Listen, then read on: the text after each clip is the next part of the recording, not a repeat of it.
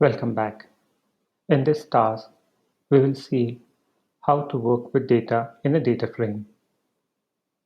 There's quite a few things that we can do. However, we will focus on the things that we need to enhance our app.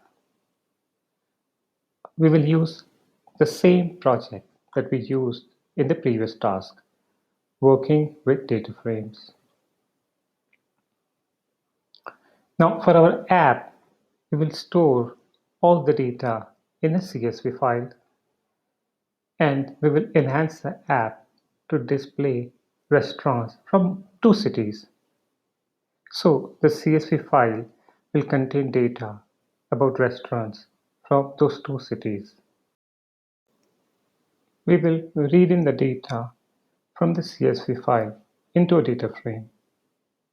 When displaying data about restaurants on the map, at a time we display data only about one city, the selected city. So we need to find a way to select to retrieve a subset of the data from the data frame. So we will see how to do that. The second thing that we need to do is to be able to pull out information about longitudes and latitudes from the data frame.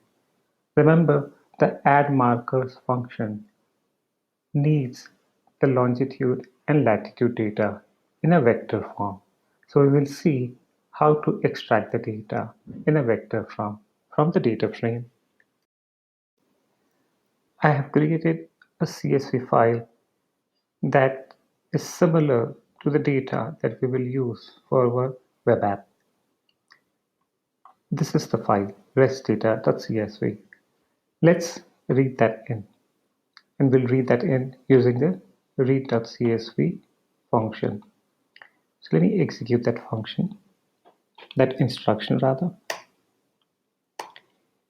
And you can see from the console that it has 4 columns: city, rest name, longitude, and latitude.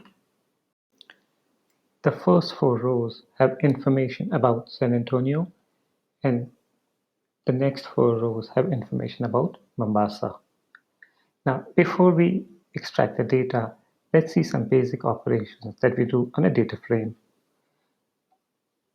If we need to find out how many rows of data a data frame contains, we can use the nrow function like this, and we can pass in the data frame as an argument to the nrow function. So let's execute that to see what we get. We should get 8 because we have 8 rows, and we get 8. The length function is used to find the number of columns in a data frame, and again we use it like this: length, and then we pass the data frame as an argument. And since we had 4 columns, the answer should be 4. So let's try it out, and we see 4 in the console. Finally, the names function is used to find information about the names of the different columns in the data frame. So let's execute that. And as you can see, we got city, rest name, longitude, and latitude. These are the 4 columns in the data frame. Now let's see how we get information about longitudes out of the data frame. The way we do it is like this. We write out the name of the data frame, then the $sign, and then the name of the column that contains the longitude data.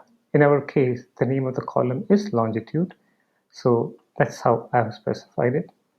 So let me execute this instruction, and you can see from the console that it printed out the longitudes of all the restaurants.